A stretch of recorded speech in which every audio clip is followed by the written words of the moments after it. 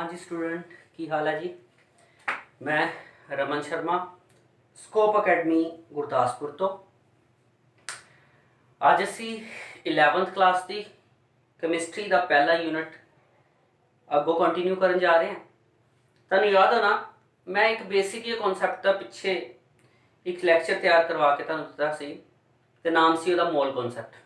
ठीक है, मोल कॉन्सैप्ट जिहड़ा ਇਹ ਤੁਹਾਡਾ 9th क्लास तो शुरू ਹੁੰਦਾ, थोड़ा पढ़ते हो तुसीं 10th ਵਿੱਚ ਵੀ ਇਹਦਾ यूज़ हैगा।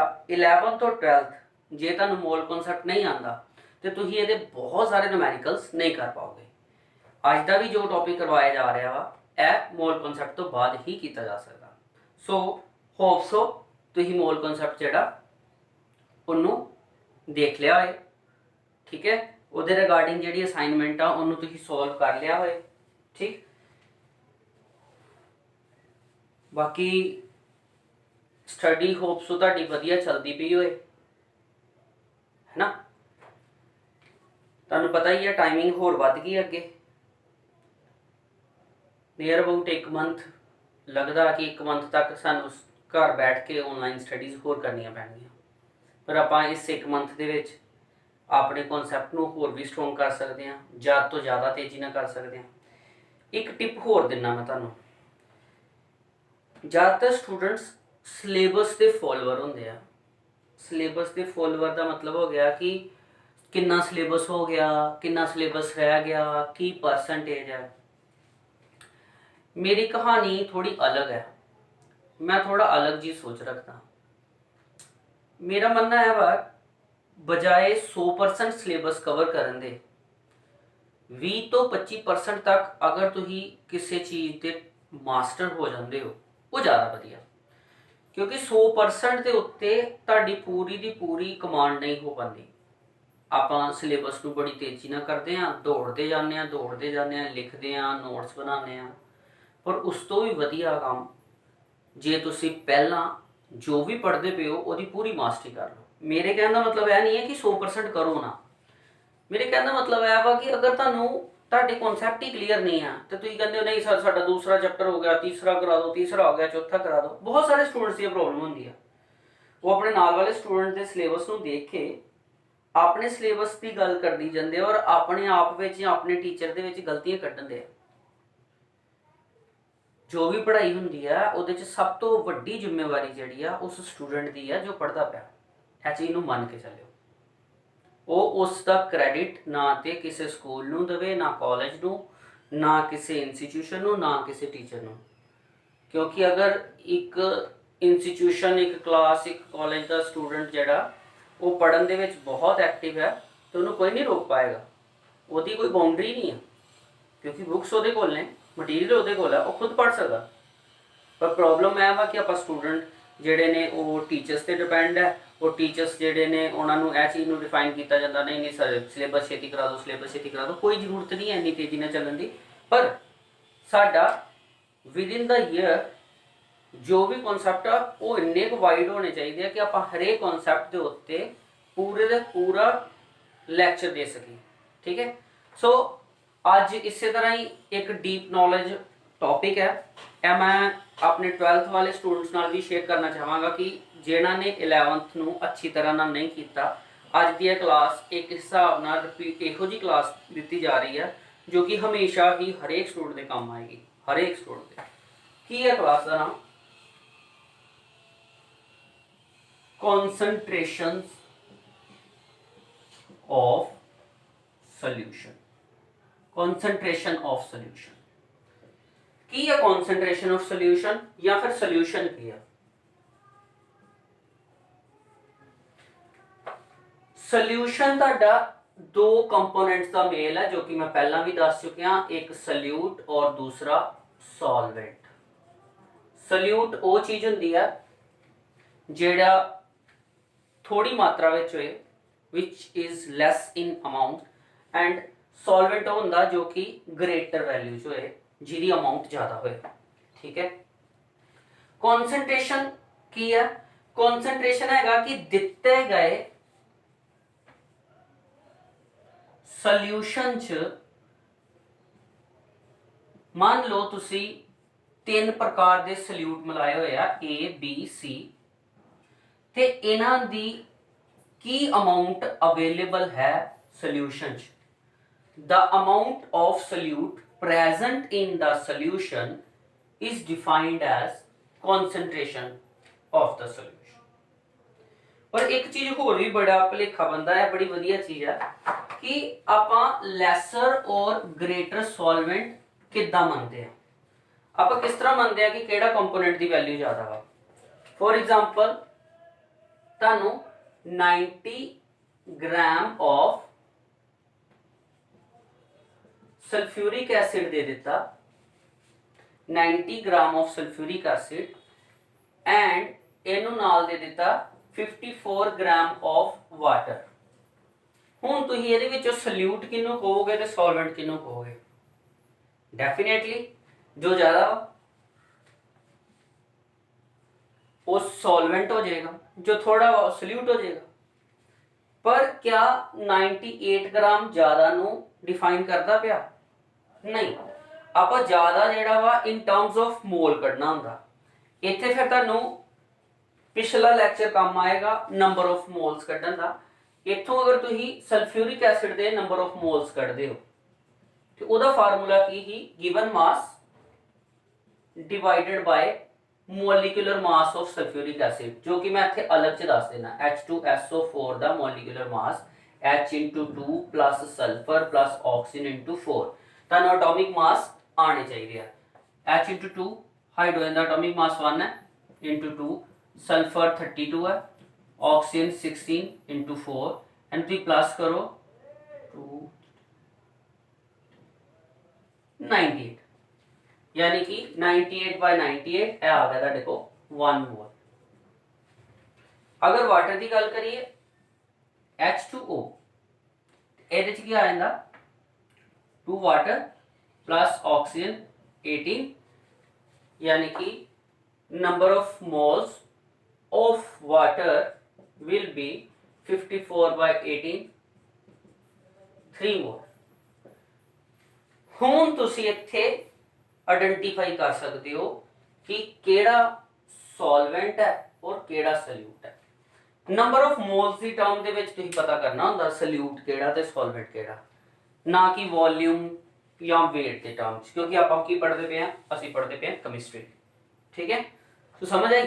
तो कुछ बेसिक चीज़ां होंदियां जो सानू पता होनी चाहिए। इत्थे तक पता चल गया तुहानू।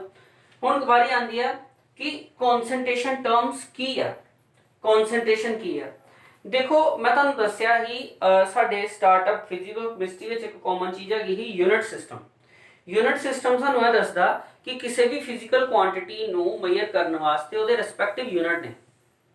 जे क्वांटिटी जिहड़ी आ वो बहुत हैवी है तो आपां नू क्विंटल टन विच मेजर करते हैं, अगर बहुत हल्की है ग्राम दे विच करते हैं। उस तरह लेंथ की गल आ जाती है सेंटीमीटर मीटर वगैरह वगैरह। जे गल करिए साडे कोल कॉन्सनट्रेशन टर्म की तो इत्ते ते भी यही गल लागू होंदी है कि कॉन्सनट्रेशन टर्म्स वो वेरीअस मैथड्स ने जिहदे नाल आपां अलग अलग प्रकार के सल्यूट की कॉन्सनट्रेशन नू पता कर सकते हैं। अलग अलग टर्म्स के नाल, अलग अलग टर्म्स के नाल अलग अलग तरह के सल्यूशन की कॉन्सनट्रेशन नू पता किया जा सकता। एग्जाम्पल के तौर के उत्ते जो हुण असी कॉन्सनट्रेशन टर्म्स यूज करन जा रहे हैं वो कॉन्सनट्रेशन टर्म्स किहड़ियां ने? ਇਹ ਜਿੰਨੀਆਂ ਕਨਸੈਂਟ੍ਰੇਸ਼ਨ ਟਰਮਸ मैं ਤੁਹਾਨੂੰ ਦੱਸਾਂਗਾ ਇਹਨਾਂ ਦੇ ਉੱਤੇ ਪੂਰਾ ਐਕਸਪਲੋਰ ਕਰਾਂਗਾ, ਇੱਕ ਇੱਕ ਦੋ ਦੋ ਐਗਜ਼ਾਮਪਲਸ ਨਾਲ ਉਹਨੂੰ ਸਮਝਾਵਾਂਗਾ ਵੀ ਬਾਅਦ ਵਿੱਚ ਫਿਰ ਤੋਂ ਜਿੱਦਾਂ ਮੈਂ ਪਹਿਲਾਂ ਕਰਵਾਉਂਦਾ ਰਿਹਾ ਤੁਹਾਨੂੰ ਅਸਾਈਨਮੈਂਟਸ ਦਿੱਤੀਆਂ ਜਾਣਗੀਆਂ, ਉਹਨੂੰ ਤੁਸੀਂ ਸੋਲਵ ਕਰ ਲਿਓ ਔਰ ਮੇਰੀ ਗਾਰੰਟੀ ਹੈ ਇਹ ਤੁਹਾਡੇ ਕਨਸੈਪਟ ਜਿਹੜੇ ਨੇ ਇੰਨੇ ਸਟਰੋਂਗ ਹੋ ਜਾਣਗੇ ਬਾਅਦ ਵਿੱਚ ਨਹੀਂ ਪੜ੍ਹਨੇ ਪੈਣਗੇ। मैं बहुत बार है स्टूडेंट्स को देखा कि वो अपनी मैमरी ਨੂੰ ਰੀਕਾਲ ਕਰਦੇ ਨੇ। ਰੀਕਾਲ ਕਰਨ ਦਾ ਮਤਲਬ ਹੋ ਗਿਆ ਜੋ ਤੁਸੀਂ 9th ਚ ਪੜਿਆ ਉਹੀ ਤੁਹਾਡੇ ਇਸ ਕੰਮ ਆਣ ਡਿਆ, ਜੋ ਤੁਸੀਂ 10th ਚ ਪੜਿਆ ਉਹੀ ਫਿਰ ਕੰਮ ਆਣਾ, ਪਰ ਤੁਹਾਡੀ ਮੈਮਰੀ ਤੋਂ ਨਿਕਲ ਚੁੱਕਿਆ। ਤੇ ਕਾਰਨ ਇਹੀ ਹੈ ਕਿ ਤੁਸੀਂ ਉਹ ਚੀਜ਼ ਨੂੰ ਸਿਲੇਬਸ ਦੇ ਤੌਰ ਤੇ ਮੁਕਾਇਆ ਸੀ। ਜਦੋਂ ਤੁਸੀਂ ਕਿਸੇ ਚੀਜ਼ ਨੂੰ ਸਿਲੇਬਸ ਦੇ ਤੌਰ ਦੇ ਉੱਤੇ ਖਤਮ ਕਰੋਗੇ ਤੇ ਉਹ ਸਿਰਫ ਇੱਕ ਤਰ੍ਹਾਂ ਦਾ ਇੱਕ ਸਮਾਨ ਨੂੰ ਚੁੱਕ ਕੇ ਅੰਦਰ ਰੱਖਣ ਵਾਲੀ ਗੱਲ ਹੈ। उस समान जो तुम खुद बनाया होएगा, खुद क्रिएटिविटी की होएगी, वो समान तुहानू कभी भुलेगा नहीं। उस तरह ही तुहानू यह टॉपिक नहीं भुलन के चंगी तरह कोशिश करो करन दी।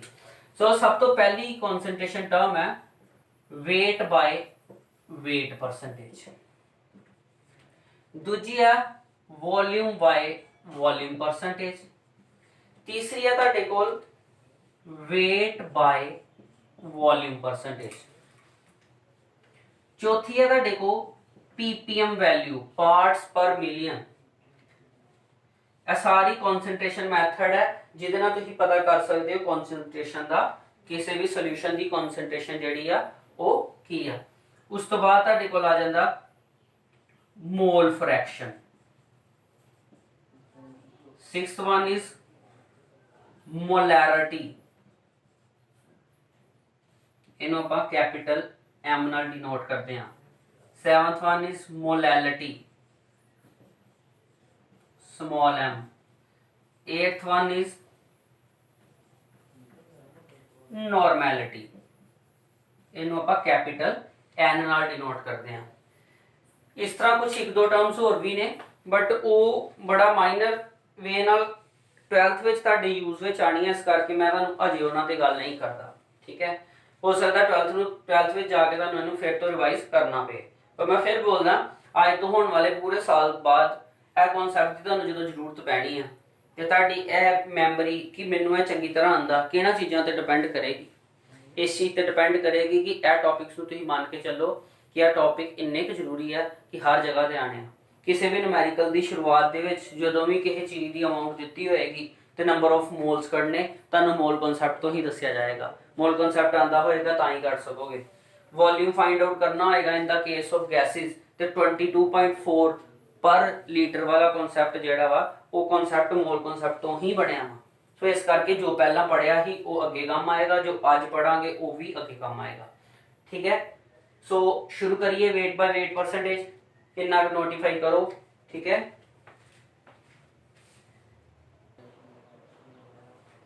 ਹਾਂਜੀ ਤੇ ਕਰ ਲਿਆ ਤੂੰ ਤੱਕ ਨੋਟੀਫਾਈ। चलिए करिए गानों शुरू। ठीक है,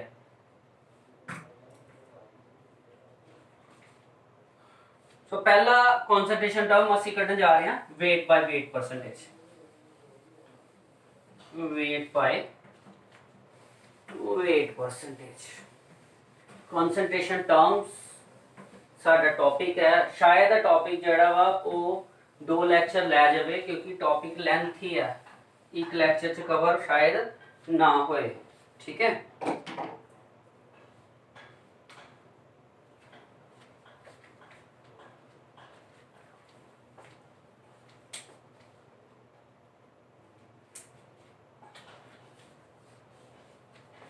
weight by weight percentage। weight by weight percentage ਦਾ ਮਤਲਬ ਕੀ ਹੈ? weight by weight percentage ਦਾ ਮਤਲਬ ਹੈ ਜਿੱਦਾਂ ਕਿ a solution of 5% NaCl in water ਤੇ ਨਾਲ ਲਿਖ ਦਿੱਤਾ ਹੈ weight by weight percentage। weight by weight percentage ਦਾ ਮਤਲਬ ਹੈ ਕਿ परसेंटेज ਦੇ ਵਿੱਚ weight ਹੈ, ਯਾਨੀ ਕਿ ਤੁਹਾਡੇ ਕੋਲ ਇਸ ਸਟੇਟਮੈਂਟ ਦੇ ਹਿਸਾਬ ਨਾਲ 5 ਗ੍ਰਾਮ NaCl ਅਵੇਲੇਬਲ ਹੈ in 5 gram of NaCl in given solution। Solution ਦੇ ਵਿੱਚ 5 ਗ੍ਰਾਮ NaCl ਹੈ ਔਰ ਸੋਲੂਸ਼ਨ ਅਗਰ 100 ਗ੍ਰਾਮ ਹੈ ਤੇ ਉਹਦੇ ਵਿੱਚੋਂ 5 ਗ੍ਰਾਮ ਜਿਹੜਾ NaCl ਹੈ। ਸੋ weight by weight percentage ਦਾ ਜਿਹੜਾ ਫਾਰਮੂਲਾ ਬਣਦਾ ਵਾ ਉਹਦਾ ਫਾਰਮੂਲਾ ਕੀ ਬਣਿਆ? weight by weight percentage of any solute, ਕਿਸੇ ਵੀ solute ਦੀ, ਇੱਕ ਦੀ ਹੋ ਸਕਦੀ, ਦੋ ਤੋਂ ਜ਼ਿਆਦਾ ਵੀ ਹੋ ਸਕਦੀ ਹੈ, ਉਹ ਹੋਏਗੀ given mass of solute divided by mass of solution multiply by 100। ਇਹ ਜਿਸ ਤਰ੍ਹਾਂ ਤੁਸੀਂ ਪਰਸੈਂਟੇਜ ਕੱਢਦੇ ਹੋ ਉਸੇ ਤਰ੍ਹਾਂ ਹੀ ਆ। ਸਭ ਤੋਂ ਸੌਖੀ ਕਨਸੈਂਟ੍ਰੇਸ਼ਨ ਟਰਮ ਹੈ, ਸਭ ਤੋਂ ਸੌਖੀ। given mass of solute divided by mass of solution multiply by 100। देखो किसी भी फार्मूले और न्यूमेरिकल ਦੇ ਵਿੱਚ ਰਿਲੇਸ਼ਨ ਸਿਰਫ ਇੱਕ ਕਨਸੈਪਟ ਦਾ ਹੀ ਹੁੰਦਾ। ਠੀਕ ਹੈ, ਸੋ ਆਓ ਆਪਾਂ ਇੱਕ ਨੂਮੈਰੀਕਲ ਲੈ ਕੇ ਦੇਖਦੇ ਹਾਂ। ਦਾ ਨੂਮੈਰੀਕਲ ਕੀ ਆ ਗਿਆ ਦਾ 10 gram of sucrose is dissolved in 100 gram of water, find weight by weight percentage of sucrose। 10 gram sucrose ਨੂੰ 100 ਗ੍ਰਾਮ ਪਾਣੀ ਦੇ ਵਿੱਚ ਘੋਲਿਆ ਗਿਆ, ਦੱਸੋ ਕਿ weight by weight percentage ਕਿੰਨੀ ਹੈ। ਸੋ weight percentage of sucrose ਕੱਢਣਾ ਕੀ ਆ, mass of sucrose यानी कि mass of sucrose की सल्यूट हो गया ना, divided by 100 gram of water। 100 gram of water mean 100 gram of water ਤੁਹਾਡਾ ਸੋਲਵੈਂਟ ਹੋਇਆ ਤੇ ਸਾਨੂੰ ਕੀ ਹੈ ਮਾਸ ਆਫ ਸੋਲੂਸ਼ਨ ਕਰਨਾ, ਯਾਨੀ ਕਿ 100 प्लस 10, क्योंकि टोटल सॉल्यूशन की बन गया 110 मल्टीप्लाई बाय 100, 0 कटा गया, आ गया 100 बाय 11,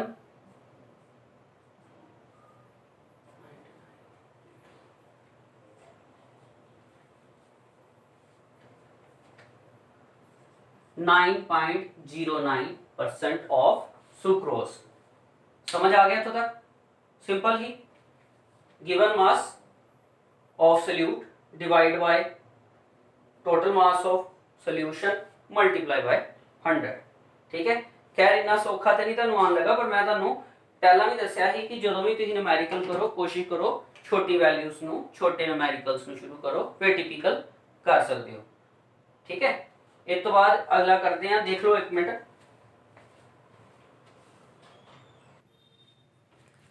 हाँ जी, ते हुण थोड़ी जी टिपिकल एग्जांपल ले लेने तो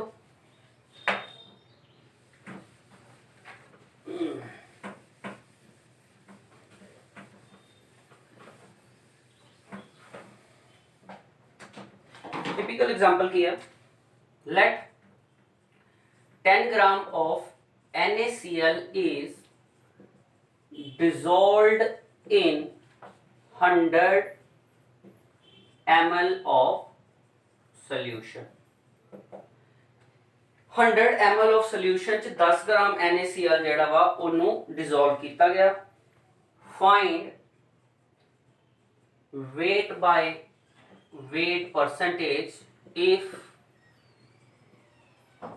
density of solution is 1.2 ग्राम पर मिलीलीटर। हाँ जी, 10 ग्राम की है NaCl ਨੂੰ ਤੁਸੀਂ डिसॉल्व ਕੀਤਾ, सो फार्मूला वही रहेगा। वैसे तो ਜਦੋਂ ਤੁਸੀਂ दो तो ज़्यादा न्यूमेरिकल कर लेंगे हो तो तुसीं फार्मूला जरूरी नहीं है कि लिखो, पर मैं फिर भी कहांगा कि कम से कम 3 तो 4 न्यूमेरिकल के नाल फार्मूले नूं जरूर लिखना चाहिए। ਉਹਦੇ ਨਾਲ ਕੀ ਹੁੰਦਾ ਵਾ कि कभी भी कोई चीज़ ਜਿਹੜੀ ਆ स्किप नहीं करती, गलती होने के चांसेस खत्म हो जाते हैं। So weight by weight percentage will be mass of solute divided by mass of solution multiply by 100। Mass of solute क्या है 10 gram, mass of solution 100 millilitre, नहीं मिलीलीटर ते मास की यूनिट नहीं है, यह तो वॉल्यूम देने। सो इस केस में उन्होंने तुहानू वॉल्यूम दे दिता ते नाल सोल्यूशन की देती है डेंसिटी। वॉल्यूम ते डेंसिटी दे रिलेशनशिप तो असीं मास कढ सकते हैं, मास ऑफ सोल्यूशन। सो की है डेंसिटी का बराबर होंदी है mass upon volume. So mass will be volume into density. What is volume 100 ml, what is density 1.2 ml ग्राम पर मिलीलीटर। सो यूनिट कटे जाएंगे, आ गया देखो 120 gram of mass of solution. So इथों तुसीं भरता 120 मल्टीप्लाई बाय 100।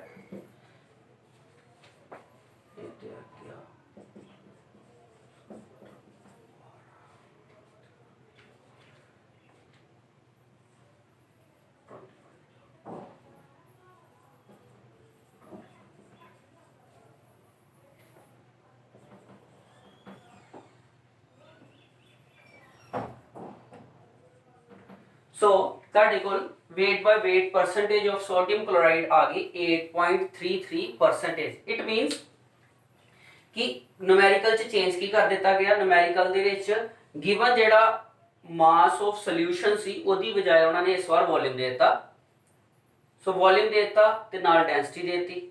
सो डेंसिटी ते volume दे twist तो असी मास नू कढिया ते तुसी पता कीता total weight by weight percentage. एक होर एग्जांपल ले लेने, क्योंकि मैं कहा कि जिन्नियां एग्जांपल्स तुहानू मैं करवा सकांगा करवावांगा। ठीक है, नेक्स्ट एग्जांपल है तुहाडे कोल,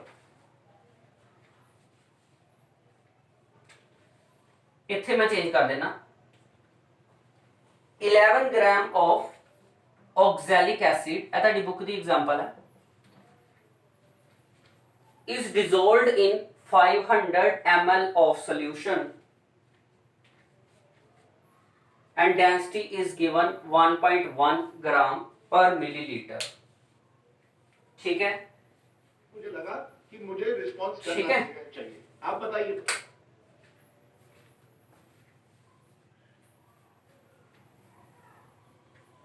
समझ आ गया अब तक?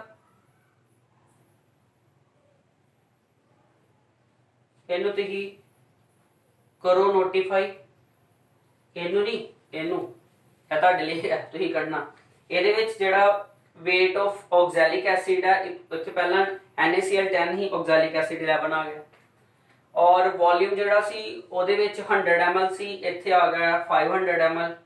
ਉਹਦੀ ਡੈਂਸਿਟੀ 1.2 ਸੀ, ਇੱਥੇ ਆ ਗਈ 1.1। ਠੀਕ ਹੈ, ਸੋ ਇਹ ਤੁਸੀਂ ਖੁਦ ਕਰਨਾ और ਇਹਦਾ ਰਿਜ਼ਲਟ ਜਿਹੜਾ ਵਾ ਉਹ ਮੈਨੂੰ ਦੱਸਣਾ ਵਾ।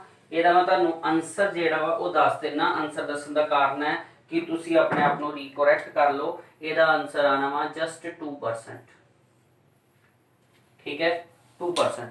ਠੀਕ, ਸੋ ਕਰੋ ਦਵਾ ਦਾ ਨੈਕਸਟ ਟੌਪਿਕ ਵੀ ਕਰਨਾ ਵਾ, ਇਹਨੂੰ ਕਰੋ ਸੋਲਵ, ਛੇਤੀ ਕਰੋ। ਚਲੋ ਹੈ ਤੇ ਲੋਗੇ ਤੁਸੀਂ ਖੁਦ ਕੱਢ।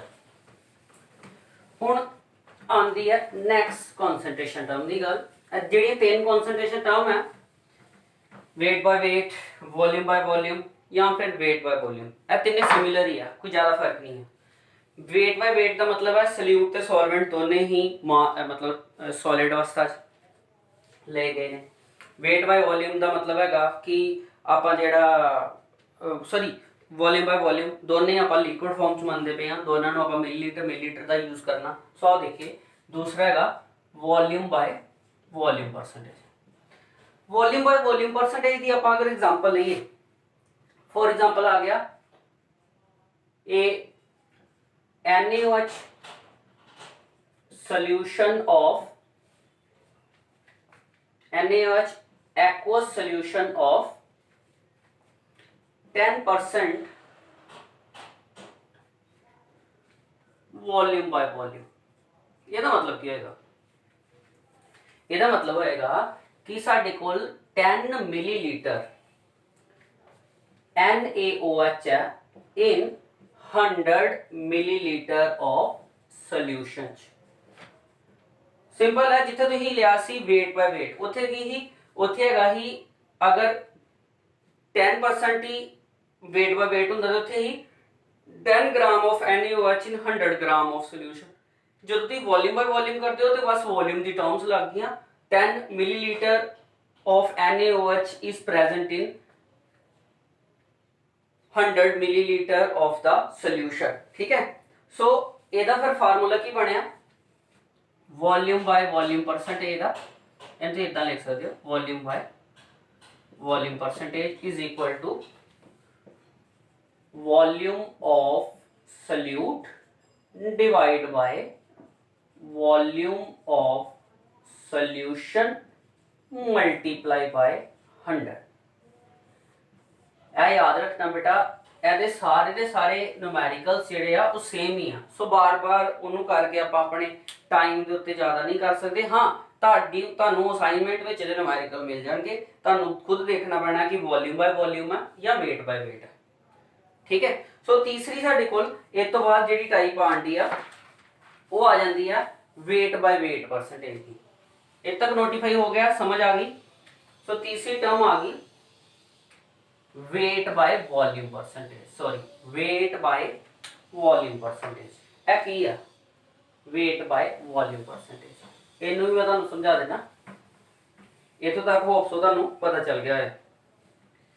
फॉर एग्जाम्पल लिखा है ए salt solution of 3% weight by volume percentage, इस तरह लिखा है। ਇਹਦਾ मतलब ਕੀ ਹੋਏਗਾ? ਇਹਦਾ मतलब होएगा कि 3 ग्राम of salt dissolved in 100 milliliter of solution। सो इस हिसाब का फार्मूला की बनेगा? ਇਹਦਾ फार्मूला बन जाएगा weight by volume percentage is equal to mass of solute divided by volume of solution multiply by 100। तीन फार्मूले weight by weight, volume by volume ते वेट बाय वॉल्यूम, इन्हां विचों सब तो ज्यादा इंपॉर्टेंट जेड़ा वा वो वेट बाय वॉल्यूम परसेंटेज ही है। वॉल्यूम बाय वॉल्यूम परसेंटेज जेड़ा वा वो फार्मूला बहुत घट यूज विच आंदा, और वेट बाय वेट दे तो तुसीं वैसे भी मेरे को न्यूमेरिकल्स कर ले ने, ठीक है। तिन्नां दे विच कोई ज़्यादा फर्क नहीं है। ये दोनों टर्म्स जड़ियाँ सी इन ग्राम सी, ये दोनों टर्म्स जड़ियाँ ही इन मिलीलीटर है, और ये टर्म है सल्यूट की टर्म जी है बाय मास ग्राम होएगी, और वॉल्यूम की टर्म जी है वो मिलीलीटर च होएगी, ठीक है। वो टर्म की होएगी? वो टर्म मिलीलीटर च होएगी। आओ एक न्यूमेरिकल इत्थे कर लेने, सिंपल जिहा। इत्थे तक समझ आ गई? करो इन नोट छेती, ठीक है। हुण आपां देखते हैं इन्हां दा आपसी रिलेशनशिप की है। एक न्यूमेरिकल लै लैंदे आ जिहदे विच वेट बाय वेट परसेंटेज नू वेट बाय वॉल्यूम च कन्वर्ट किया गया, या फिर वेट बाय वॉल्यूम नू वेट बाय वेट दे विच कन्वर्ट किया गया। की आ ए sugar solution is 10% weight by volume, find the weight by volume percentage if density of solution is 1.25 ग्राम पर मिलीलीटर। अगर डेंसिटी गिवन है तो तुसी ओनू वेट बाय वेट परसेंटेज दे विच तब्दील करना। देखो सानू वेट बाय वॉल्यूम दिता वा, सानू वेट बाय वॉल्यूम दिता वा, सानू वेट बाय वेट परसेंटेज पता करनी है, sorry weight by weight percentage. So सब तो पहला अगर गल करिए तो वेट बाय वेट परसेंटेज दा हुंदी की है? वेट बाय वेट परसेंट है wait by wait percent mass of solute divided by mass of solution multiply by 100। तो सब तो पहला तो आपां गल करते हैं जो गिवन है। गिवन देखा जाए तो एक मिनट इन मैं फिर यूज करांगा। ये sugar solution 10% is wait by volume. 10% wait by volume होने मतलब हो गया कि 10 ग्राम शुगर जो है वो डिजोल्व कादे च है? वो डिजोल्व है, आप फार्मूला पढ़ा ना अभी डेफिनेशन, वो है 100 मिलीलीटर ऑफ सोल्यूशन। यानी कि सोल्यूशन का जो वॉल्यूम साडे कोल आ गया। होर की गिवन है, डेंसिटी गिवन है 1.25 ग्राम। इथों असीं मास कढ सकते हैं, मास ऑफ सोल्यूशन इथों की निकला है, मास आ गया डेंसिटी इनटू वॉल्यूम, क्योंकि डेंसिटी हुंदी है मास अपॉन वॉल्यूम, ते मास आ गया डेंसिटी इनटू वॉल्यूम। तो डेंसिटी आ गई तुहाडे को 1.25 इनटू वॉल्यूम आ गया 100 ml, आ गया 125 ग्राम। यह क्या आ गया तुहाडे को मास ऑफ सोल्यूशन। हुण तुसीं इथों वेट बाय वेट परसेंटेज काट सकते हो। वेट बाय वेट परसेंटेज की आ गई, मास ऑफ सल्यूट जो कि 10% यानी कि 10 ग्राम है, divided by mass of solution जो हुणे आपां रिलेशनशिप चो कढिया, मल्टीप्लाई बाय 100। इट मीनस यह आ गया तुहाडे को 10 डिवाइडेड बाय 125 मल्टीप्लाई बाय 100। यह आया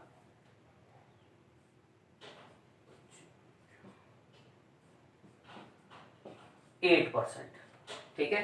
सो इत्थे तुहाडे को जो चीज वेट बाय वॉल्यूम 10% सी, ਉਹਨੂੰ ਜਦੋਂ वेट बाय वेट करते हैं तो वो ਤੁਹਾਡਾ 8% हो गई, यानी कि वेट बाय वेट की वैल्यू जी वो घट गई। ठीक है, समझ आ गई।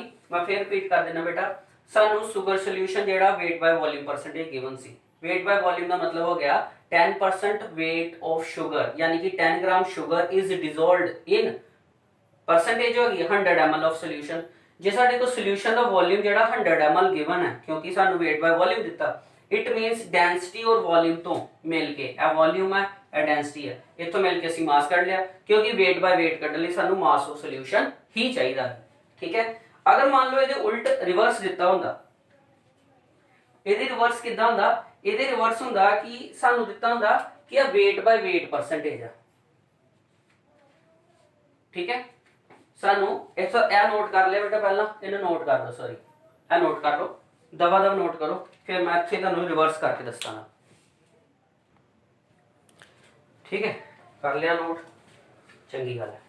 हुण मैं ਇਹਦੇ ਚ ਇੱਕ चेंज कर देना, मैं क्या कि शुगर सोल्यूशन 10% ही है, पर हुण वो वेट बाय वॉल्यूम है। ठीक है, सॉरी वो हुण वेट बाय वेट परसेंटेज है, वेट बाय वॉल्यूम तो पहला ही हो, वेट बाय वेट परसेंटेज है। तो तुसीं ओहदी वेट बाय वॉल्यूम पता करनी है परसेंटेज, ते आपां इहदी डेंसिटी भी चेंज कर देंगे, क्योंकि आउं फिर सेम ही आए ना, वही कन्वर्ट हो जाए ना, तो तुसीं कहना कुछ कीता नहीं।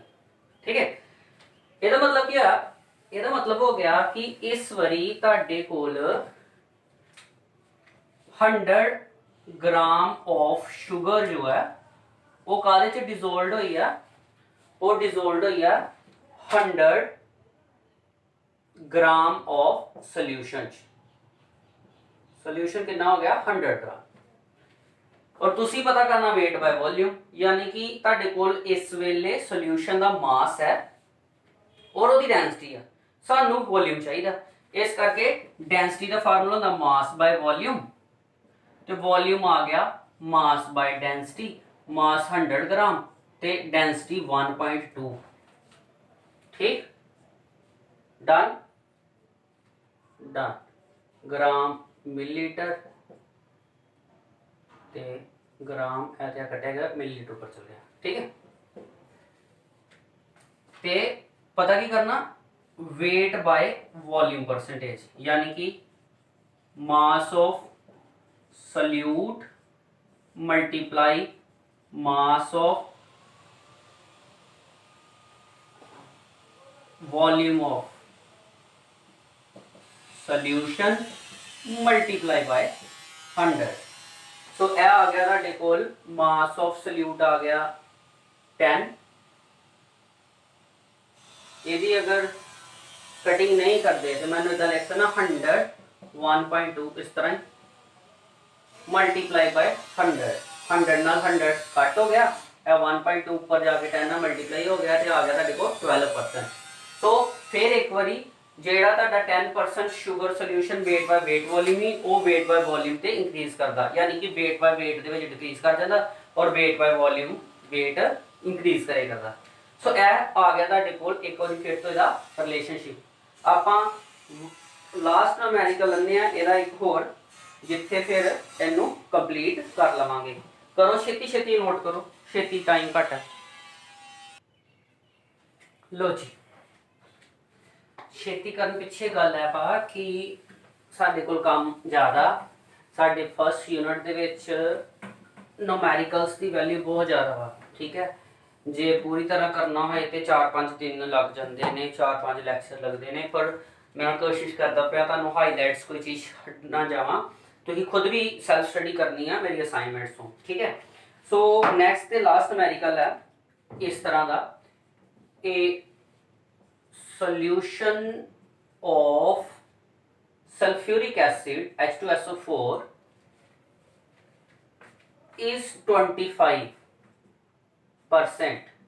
ਇਹ ਹੈਗੀ percentage weight by weight percent ਦੀ, ਠੀਕ ਹੈ। find the mass of sulfuric acid present in 100 milliliter of solution। ਤੇ ਗਿਵਨ ਕੀ ਹੈ? ਗਿਵਨ ਹੈਗਾ ਤੁਹਾਨੂੰ ਉਹਦੀ ਡੈਂਸਿਟੀ ਸੋਲਿਊਸ਼ਨ ਦੀ, ਕਿੰਨੀ? 1.4 ਗ੍ਰਾਮ ਪਰ ਮਿਲੀਲੀਟਰ, ਠੀਕ ਹੈ।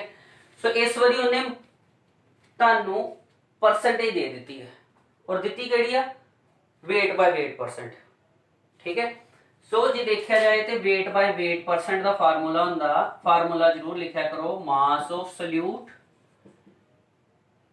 divided by mass of solution multiply by 100।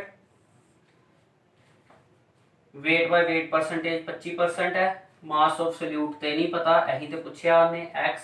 mass of solution ਸਾਨੂੰ ਤੇ ਵੋਲਿਊਮ ਦਿੱਤਾ ਹੋਇਆ, ਸੋ ਵੋਲਿਊਮ ਤੇ ਡੈਂਸਿਟੀ ਦੇ ਰਿਲੇਸ਼ਨ ਤੋਂ ਇੱਕ ਵਾਰੀ ਫਿਰ ਤੋਂ density mass upon volume, mass volume into density, volume is given 100, density 1.4, that is 140 grams। Unit understood हो गया होना तक ਤੁਹਾਨੂੰ। सो आ गया ਤੁਹਾਡੇ ਕੋਲ 140 मल्टीप्लाई बाय 100, ठीक है। ਇਹਦੀ ਤੁਸੀਂ ਕਟਿੰਗ ਕਰੋ।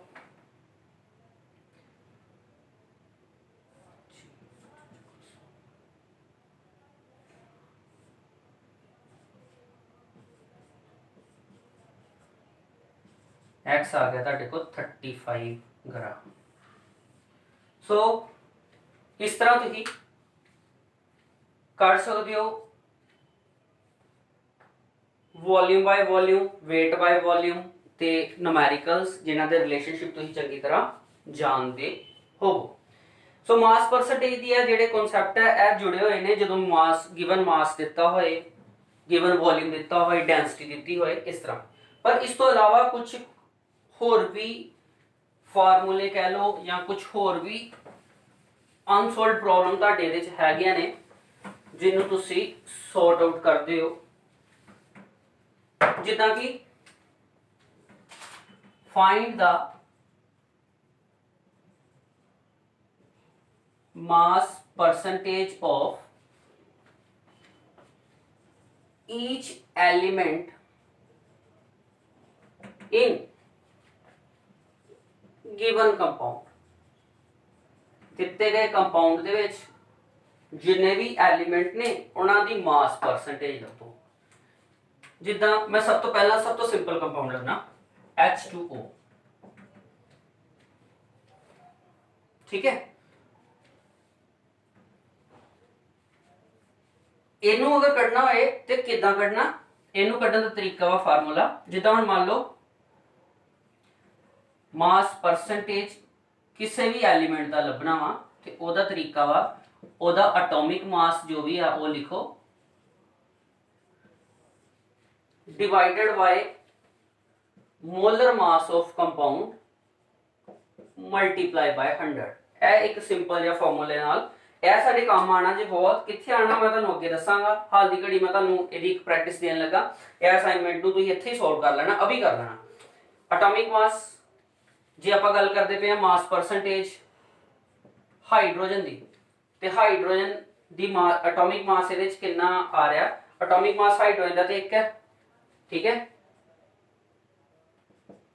या इस तरह कह लो given mass given molar mass upon molar mass of compound multiply by 100 क्योंकि हाइड्रोजन इत्थे की है हाइड्रोजन इत्थे 2 टाइम्स है हाइड्रोजन का एटॉमिक मास 1 होया ते 1 + 1 2 2 divided by total molecular mass 1 × 2 + 16 आ गया 18 सो आ गया ਤੁਹਾਡਾ 18 डिवाइड बाय 100 ठीक है करो करो कैलकुलेशन शाबाश कितनी परसेंटेज बन गई करो कैलकुलेशन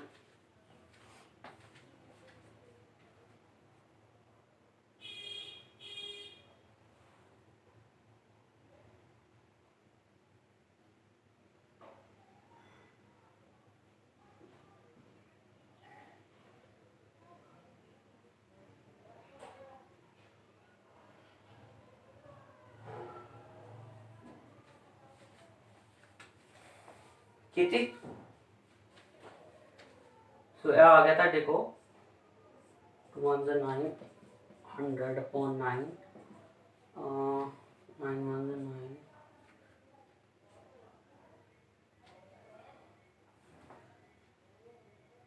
11 ये आ गया 1 पॉइंट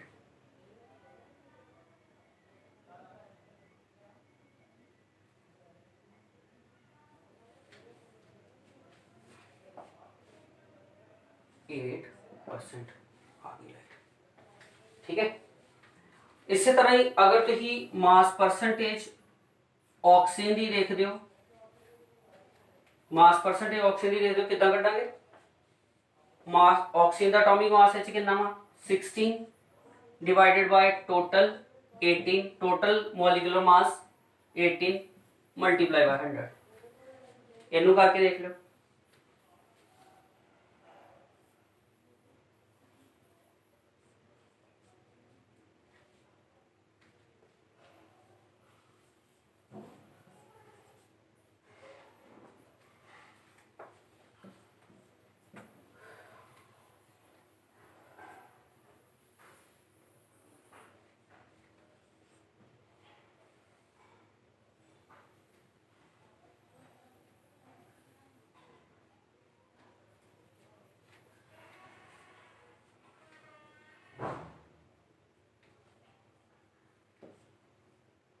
ये आ गया ਤੁਹਾਡੇ ਕੋਲ